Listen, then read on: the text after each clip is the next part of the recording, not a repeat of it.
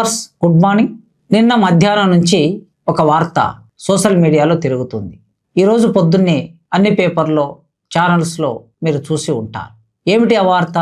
Reservation హటావో అనే ఒక నినాదం జంతర్ మంతర్ వద్ద కొద్దిమంది యువతీ యువకులు కలిసి ఇస్తున్న నినాదం. జంతర్ మంతర్ వద్ద సమీకరించబడి ఒక ధర్నా కూడా చేయాలని మొన్నటికి మొన్న అద్భుతమైన విజయం సాధించిన యువతరం, అంటే ఒక రకంగా కాక్రోచ్ జనతా పార్టీ ఆధ్వర్యంలో విజయం సాధించిన ఆ విజయాన్ని, ఆ సంబరాన్ని మర్చిపోయేటట్టు చేయడానికి ఇలాంటి నినాదం ఒకటి మన ముందుకు వస్తూ ఉంది. రిజర్వేషన్ హటావో ఒక ఇన్స్టాగ్రామ్ పేజ్ ఏర్పాటు చేసి ఆ ఇన్స్టాగ్రామ్లో చాలా మంది చేరుతున్నారు. ఇప్పటికీ 40 లక్షల మంది చేరారు. బహుశా రేపటి వరకు ఆ సంఖ్య ఎంత ఉంటుందో తెలియదు. ప్రధానంగా కుల ఆధారిత రిజర్వేషన్లన్నీ వివిధ స్థాయిల్లో రద్దయిపోవాలి అని వాళ్ళు కోరుకుంటున్నారు. రిజర్వేషన్ చరిత్ర, వాటి పరిణామక్రమం, వాటి అవసరం ఎట్లా ఉంది, చరిత్ర ఏమిటనే విషయాలు చాలా వివరంగా మనం తెలుసుకుందాం.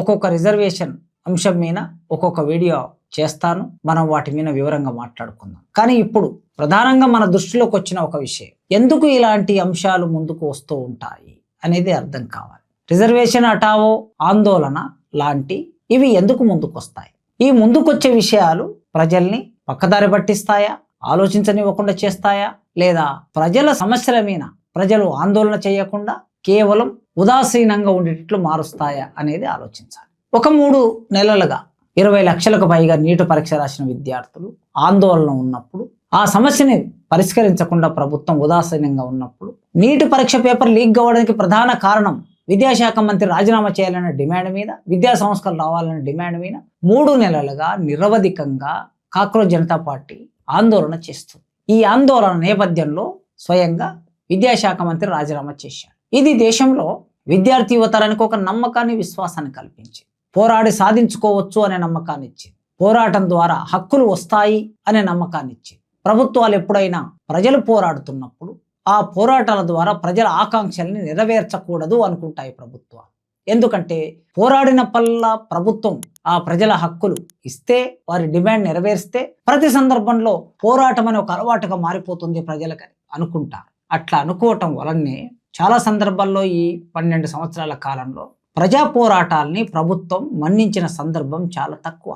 కానీ ఇప్పుడు దేశాన్ని పరిపాలిస్తున్న పాలకులు కాక్రోచ్ జనతా పార్టీ ఆధ్వర్యంలో నడిచిన ఈ పోరాటానికి దిగి వచ్చారు. ధర్మేంద్ర ప్రధాన్ రాజీనామా చేశారు. ఇది సమాజానికి మొత్తం ఒక ఆశ్వాసాన్ని ఇచ్చింది. ఇది ఒకవైపు పూర్తి కాకముందే రెండో వైపు ఇవాళ ఎజెండా మీదకి ఏం తీసుకొచ్చారు? రిజర్వేషన్ హటావో ఆందోళన్ అనే విషయాన్ని ముందుకు తీసుకొచ్చారు. సాధారణంగా పాలక వర్గాలు ఒక ప్రధాన డిమాండ్ నడుస్తూ ఉన్నప్పుడు, ప్రజలందరూ దాని మీద కేంద్రీకరిస్తున్నప్పుడు వారి దృష్టిని మళ్లించడం కోసం ఇంకొక అంశాన్ని ముందుకు తెస్తూ ఉంటాయి. ఎవరైనా ఉండవచ్చు, దాని వెనుక వాళ్ళ ఆలోచన ఉండవచ్చు. మనం చరిత్ర శాంతం చూస్తే ఇది అర్థం అవుతూ ఉంటుంది. మొట్టమొదటిసారి విపి సింగ్ ప్రధానమంత్రిగా ఉన్న రోజుల్లో మండల్ కమిషన్ రిపోర్టు దుమ్ము దులిపి బయటికి తీసుకొచ్చి ఓబీసీలకు రిజర్వేషన్ కావాలని ఒక ఆలోచన ముందుకు తెచ్చాడు. ఆయన ఆనాడు బీజేపీ పార్టీ ఎంపీల సహాయంతో ప్రభుత్వం నడుపుతూ ఉన్నాడు. ఒకవేళ బీజేపీ పార్టీకి సంబంధించిన ఎంపీలు తమ మద్దతును విత్డ్రా చేసుకుంటే విపి సింగ్ ప్రభుత్వం పడిపోతుంది. అయినా ఆయన ఒక కమిట్మెంట్తో, కొంత సోషలిస్టు భావాలు కలిగిన వాడు కావటం మూలంగా ఓబీసీలకి రిజర్వేషన్ ఇవ్వాలి అని ఆలోచించి అమలు చేయడానికి సిద్ధపడ్డాడు. అప్పుడు భారతదేశంలో 50% పైగా ఉన్న ఓబీసీలకి రిజర్వేషన్ కావాలి. ఎందుకంటే వాళ్ళు ఉత్పత్తి కులాలు, ఈ దేశానికి సేవ చేస్తున్న వాళ్ళు, వాళ్ళు చదువులో వెనకబడి ఉన్నారు. Most backward classes, other backward classes, వీళ్ళందరికీ ప్రధాన స్రవంతిలోకి తీసుకురావడానికి ఒక ప్రయత్నం జరగాలి. కనీసం మొట్టమొదటి విద్య ఇద్దాం, వాళ్ళకి ఇన్ని ఉద్యోగాలు ఇద్దాం అనే ఆలోచన చేశాడు ఆయన.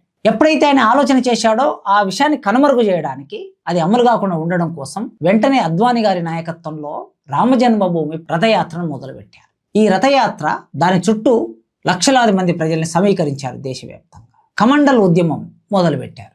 మండల్కి వ్యతిరేకంగా కమాండల్ వచ్చింది కనుక మెజార్టీ ప్రజల ఆకాంక్షలను ఎక్కడ నెరవేరుతాయో అనే ఒక భయం, నెరవేరకూడదు అని ఒక కక్ష సాధింపు, ఒక పట్టుదల పై వర్గాలకి, దోపిడీ వర్గాలకి, పాలక వర్గాలకి ఎప్పుడూ ఉంటుంది. ఆ నేపథ్యంలో ఇలాంటి ప్రజా ఉద్యమం, రెవల్యూషన్ కౌంటర్ రెవల్యూషన్ అని ఒక మాట వింటాం మనం ఫిలాసఫీలో, పొలిటికల్ ఎకానమీలో. రెవల్యూషన్ కౌంటర్ రెవల్యూషన్, విప్లవం ప్రతిఘాతక విప్లవం, పోరాటాలు ప్రతిఘాతక పోరాటాలు. ఇలాంటి ప్రజా వ్యతిరేక ఆందోళనలు చరిత్రలో చాలా వచ్చాయి, ఇవాళ కొత్త కాదు. ఆ నేపథ్యంలో దేశ విద్యారంగం మారాలని, అందరికి ఉపాధి లభించాలని, ఒక చర్చ జరుగుతున్నది. దేశాన్ని తాకట్టు పెట్టొద్దని ఒక చర్చ నడుస్తున్నది. ఈ దేశ పౌరులకే ఈ దేశ సంపద దక్కాలని చర్చ నడుస్తున్నది. ఇలాంటి చర్చ నడుస్తున్నప్పుడు ఈ విషయాన్ని ముందుకు తీసుకొస్తూ ఉన్నారు.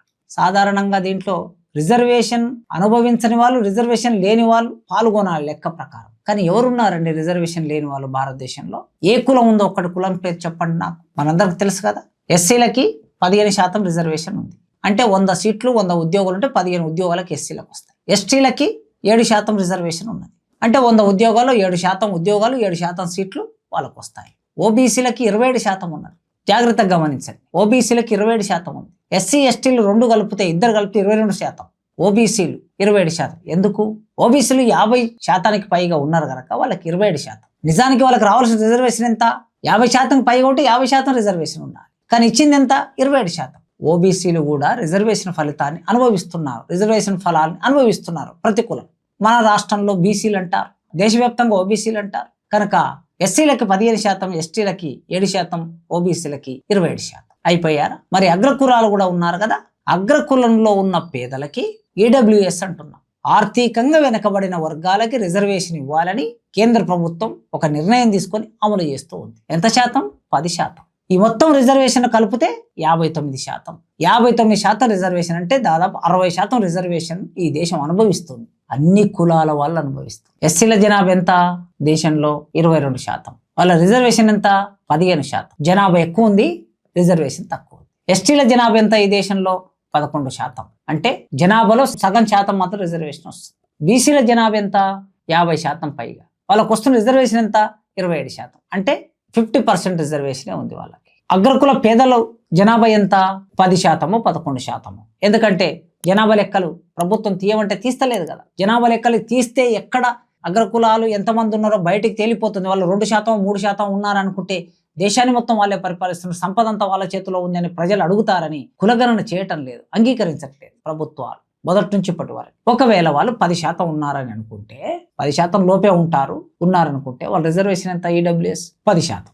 మిగతా కులాలకి తమ జనాభాకి అనుగుణమైన రిజర్వేషన్ లేదు. ఈడబ్ల్యూఎస్ వాళ్ళకు మాత్రమే జనాభాకు తగిన రిజర్వేషన్ ఉంది. అంటే ఇందులో ఆర్థికంగా వెనకబడిన వాళ్ళకి ఈడబ్ల్యూఎస్.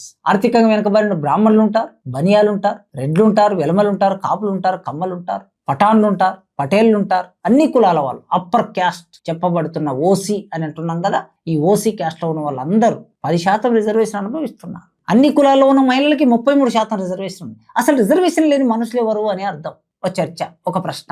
మరి అందరూ రిజర్వేషన్ అనుభవిస్తూ భారతదేశంలో రిజర్వేషన్ హటావో ఆందోళన్ అనే పేరు పెట్టడంలో ఉన్న ఔచిత్యం ఏమిటి? నేను అధికారికమైన రిజర్వేషన్ సంగతి చెప్పాను. రాజ్యాంగబద్ధంగా చట్టబద్ధంగా ఉన్న రిజర్వేషన్ సంగతి ఇప్పటి వరకు మాట్లాడాను. రాజ్యాంగబద్ధంగా రిజర్వేషన్ గురించి చెప్పనా?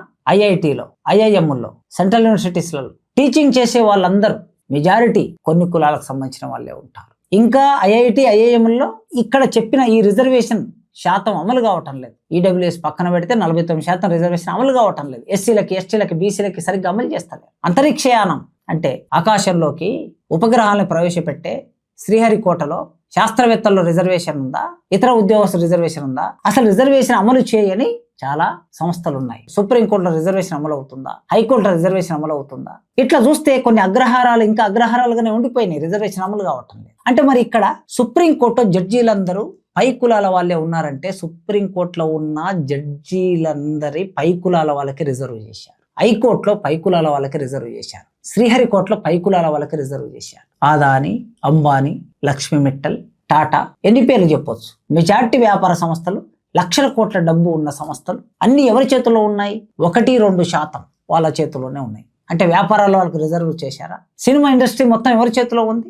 కొన్ని కులాల చేతిలో ఉంది. అంటే వాళ్ళకి రిజర్వ్ చేశారా సినిమా ఇండస్ట్రీని? ఇట్లా చెప్పుకుంటూ పోతే అధికారిక రిజర్వేషన్ ఎంతనో అంతకు రెట్టింపు అనధికారిక రిజర్వేషన్ అనుభవిస్తున్న వాళ్ళు ఈ దేశంలో కొన్ని కులాలు. అందుకే తెలుసో తెలియకో రిజర్వేషన్ హటావో ఆందోళన్ అనే ఇన్స్టాగ్రామ్లో చేరే పిల్లలు ఎవరైనా ఉంటే, యూత్ ఎవరైనా ఉంటే ఆలోచించండి. రిజర్వేషన్ ప్రతి ఒక్కరు అనుభవిస్తున్నారు ఈ దేశంలో. ఎందుకు వదిలేరు రిజర్వేషన్ అనేది? సామాజిక న్యాయం జరిగేంత వరకు, సమాజంలో మనుషులందరూ సమానం అయ్యేంత వరకు, కుల నిర్మూలన జరిగే వరకు ఈ దేశంలో మనిషికి ప్రధాన స్రవంతిలోకి రావడానికి కొన్ని వెసులుబాట్లు అవసరం. ఆ వెసులుబాట్లే రిజర్వేషన్. పాస్ కావడానికి రిజర్వేషన్ లేదు, కేవలం ఉద్యోగం రావడానికి కొద్దిపాటి రిజర్వేషన్, చదువుకోవడానికి కొద్దిపాటి రిజర్వేషన్. కనుక ఆ కొద్దిపాటి రిజర్వేషన్ ప్రధానంగా పెట్టుకొని ఈ ఆందోళన రావటం అనేది ఆశ్చర్యకరం. సమాజంలో ఉన్న వాళ్ళందరూ ఆలోచించండి. భారతదేశం అభివృద్ధి గమనంలో వెళ్ళాలనుకునే వాళ్ళు కొద్దిమంది అనుకోవచ్చు, రిజర్వేషన్లు ఉండటం మూలంగా ప్రతిభ దెబ్బతింటుంది. ఈ ప్రతిభ వాదన ఇవాళ కొత్తగా వచ్చింది కాదు, 50 సంవత్సరాల నుంచి ప్రతిభ వాదన కొనసాగుతూ ఉన్నాయి. మరి ఇప్పుడు భారతదేశంలో కొన్ని శాస్త్ర సాంకేతిక సంస్థలు ఏవైతే ఉన్నాయో, రీసెర్చ్ ఇన్స్టిట్యూట్స్ ఏవైతే ఉన్నాయో, అక్కడ రిజర్వేషన్ అమలు చేయటం లేదు కదా. మరి ప్రపంచ పరిజ్ఞానాన్ని అంతా ఏ దేశానికి తీసిపోకుండా అన్ని దేశాలు మన దగ్గరికి వచ్చి కొనుక్కునే విధంగా వస్తువులను తయారు చేయొచ్చు కదా, ఉత్పత్తులను తయారు చేయొచ్చు కదా. మరి ఎందుకు ఇతర దేశాల మీద ఆధారపడి బతుకుతున్నాం మనం? మరి అక్కడ రిజర్వేషన్ లేదు కదా, ఎస్సీలు లేరు, ఎస్టీలు లేరు, ఓబీసీలు లేరు కదా, అందరు పై కులాల వాళ్ళు ఉన్నారు కదా, మీరందరూ మేధావులు కదా, బాగా నాలెడ్జ్ ఉన్న వాళ్ళు కదా. మరి మీ ప్రతిభ ఎక్కడ పోయింది? ఇట్లా మనం ఆలోచిస్తూ పోతే ప్రతిభ అనే క్రైటీరియా సమాజంలో సమానుల మధ్య పోటీ ఉన్నప్పుడే ప్రతిభ క్రైటీరియా ముందుకు వస్తుంది. అసమానుల మధ్య పోటీ ఉండకూడదు. 2 కాళ్ళు లేని మనిషిని, 2 కాళ్ళు సరిగ్గా ఉన్న మనిషిని రన్నింగ్ రేస్ పెట్టి అందులో గెలవాలని చెప్పడం ఉంటుంది కదా, అది అన్యాయమై, అది సరైన పోటీ కాదు. ఆ విధంగా ఎస్సీలు, ఎస్టీలు, బీసీలు ఈ దేశంలో వెనకబడిపోయి వేల సంవత్సరాలుగా చదువుకు, సంపదకి, రాజ్యానికి దూరంగా నెట్టబడి వెనకబడి ఉన్నారు కనుక వాళ్ళు ప్రధాన స్రవంతులకి రావడానికి ఆ రిజర్వేషన్ అనే ఒక కమిట్మెంట్ ముందుకు వచ్చింది. అందుకే ఇవాళ దేశాన్ని పరిపాలిస్తున్న వాళ్ళు రిజర్వేషన్కు వ్యతిరేకంగా మాట్లాడుతున్నారు, రాజ్యాంగానికి వ్యతిరేకంగా మాట్లాడుతున్నారు, చట్టాలు చేస్తున్నారు. రాజ్యాంగంలోని ఒక్కొక్క పేజీ అమలు కాని ఒకానొక పరిస్థితి ఏర్పడింది. రాజ్యాంగ సంస్థలన్నీ విధ్వంసం అయిపోయాయి, అవి పనిచేయలేని పరిస్థితి ఏర్పడ్డది. కనుక రిజర్వేషన్కు వ్యతిరేకంగా కొద్ది మందిని సమీకరించి ఇలాంటి ఒక ఆలోచన చేసి మొన్నటి వరకు జరిగిన ఉద్యమాన్ని కనుమరుగు చేయడానికి జరుగుతున్న చర్చగా భావిద్దాం. ఆలోచించండి సీరియస్గా. రిజర్వేషన్కు సంబంధించిన ఆ చరిత్ర మీద మనం వివిధ సందర్భాల్లో ఒక్కొక్క వీడియోతో మళ్ళీ మీ ముందుకు వస్తాను. Thank you.